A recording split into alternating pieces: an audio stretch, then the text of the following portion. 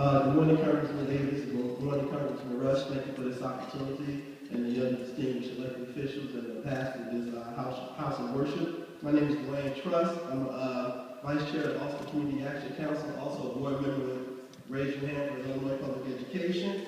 I actually just accept my testimony here against all proposed school actions. Let's start with the CPS utilization formula.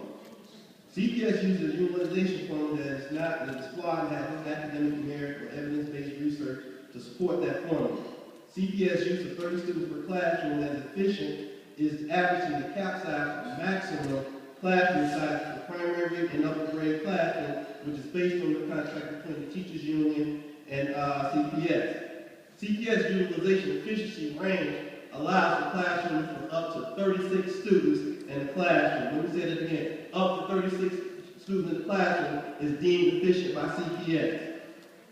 It's very crazy. The University of Chicago Lab School, in which the mayor sent his kids, so I believe their maximum classroom size is 23.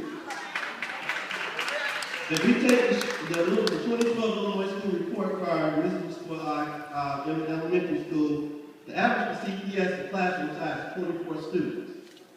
If we take the statewide average, we're talking 19 students in the classroom.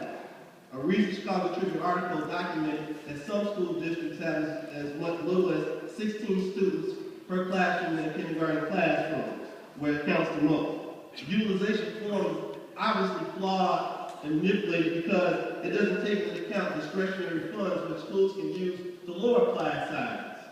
Also, CPS don't take into account with the utilization form of special needs students in the special needs classroom.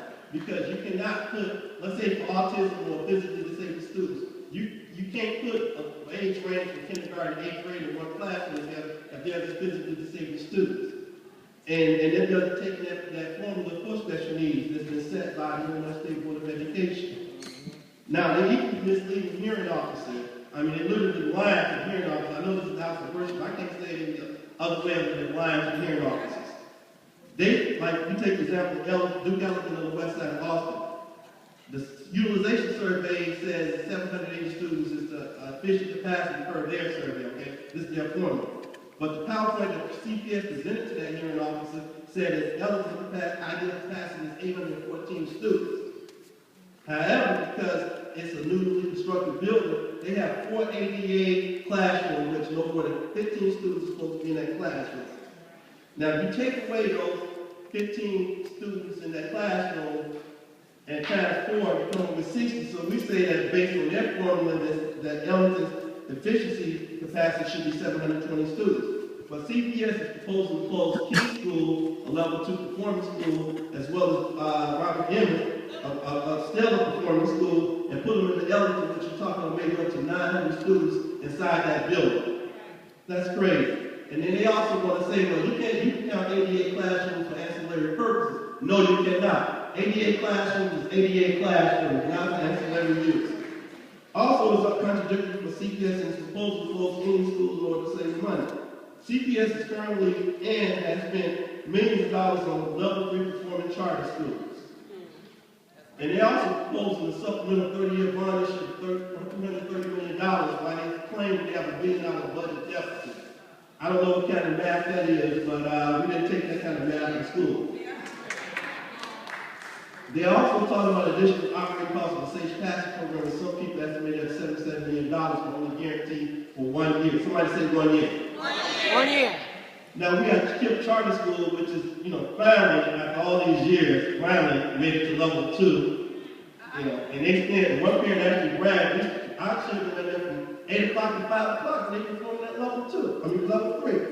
But CPS, with their combined campuses, which is only 50% utilized, proposals, they have spent $6 million to KIPP at the Nash and $3.4 million at Lakeville, and their proposal to spend currently with that additional capital supplemental $6.35 million for a full location at Polk High School. Now they're saying our schools need to close to save money, but yet they're turning around and spending money and adding more charter schools. Now, one thing I want to say about AUSL. Now, at Lewis School, they turned that school over to AUSL, and they told us Lewis is underutilized, right? But yet, they spent $8.5 million to renovate Lewis, they're going to spend another $1 million to renovate Lewis, and they're going to spend $420 per pupil, $300,000 for administrative fee for AUSL as well as additional principal, but they don't got no money. So they're talking about closing schools like Robert E.M.E, and let me compare that test scores. This will be in my rating testimony. Robert E.M.E, 2010, 71.2, 11.9 on exceed. These are students who exceed state standard. 2011, 73.8, 13.2 exceed state standards.